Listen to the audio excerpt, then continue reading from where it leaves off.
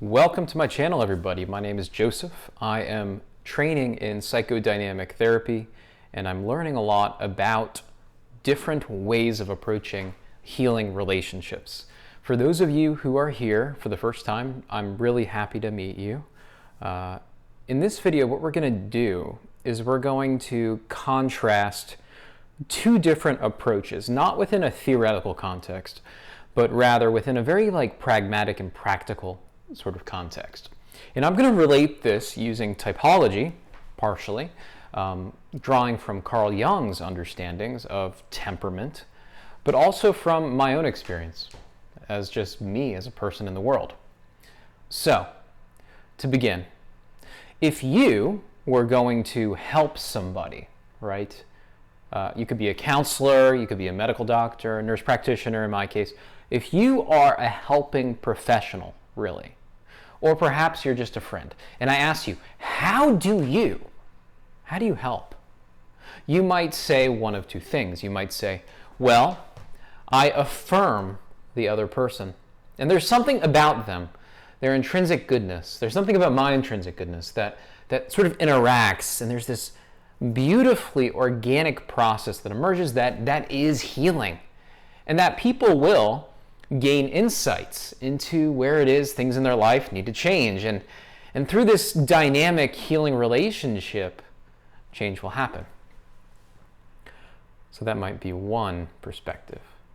Now, on the other hand, you might say, okay, we're going to go to the drawing board and we're going to do an analysis. We're going to do some blood work. We're going to look at the thought patterns, and we're going to examine the contradictions, the logical contradictions. We're going to examine where it is the choices, the behavioral patterns are reinforcing conflicts in this person's life. So we've got the affirming, sort of hands-off approach, things happen organically, and then we've got this very sort of behavioristic approach, very structured approach. So I have been contending with these two approaches within my psyche for a long time.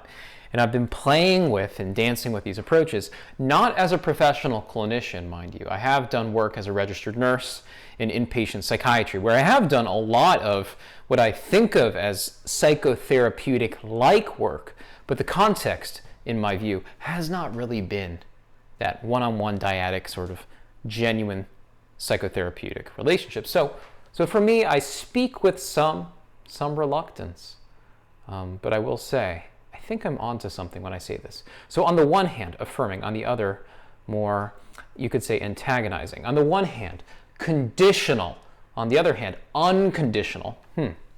What am I getting at here? Yes. Can you see it? Can you hear it? Can you feel it? The archetypal structure of the feminine.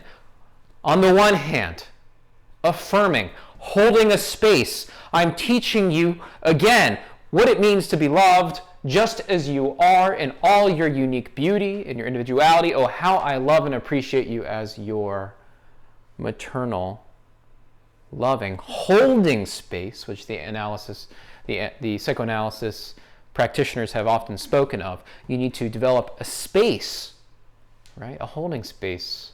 And that early holding space is that maternal infant bond. This is real stuff. This is the foundation, I think, to dealing with a lot of attachment disorders. How do we hold a space? Very interesting, right? Okay, so on the other hand, okay, I need to know what to do, how to live, what is explicitly meaningful, what explicitly I should or should not do. I need to place conditions upon how I should or should not live. And it's the rules, the ethics, the morals, the coherent identity. Can you hear it? Can you feel it? The masculine structure, yes. That places conditions, that gives love conditionally. So, here I am, right? Which one am I? Well, of course, we are all both. But I have found myself to be drawn, in some sense, to the maternal, the affirming, the open sort of style. And this probably relates to the INFP temperament, which Jung said was prototypically a female phenomena. So for all of you male INFPs, congratulations, you're a special snowflake. I know a lot of you want to feel like you're special snowflakes. You are, in fact, a relatively special snowflake. But the growth pattern, the integration pattern, the impasse, the wall that you will face in your growth is fundamentally about integrating the masculine. So in that helping relationship, what is your role? So this is sort of an open, sort of exploratory domain here. So I would love for you to comment, share your thoughts. What is your proclivity? Do you integrate these modes of helping, of being? How have you been helped? How do you need help? Yes, what do you prefer? Help me understand from your unique perspective. It's valuable, but I dare to say, I bet there are many, I mean many other people in the world who can relate to you and what you've experienced. So if you found this video interesting or helpful, fun, I had fun, like it, subscribe to see more from me, and you can keep up with me on my journey to becoming a psychotherapist and a nurse practitioner in psychiatry. Take care. Bye-bye.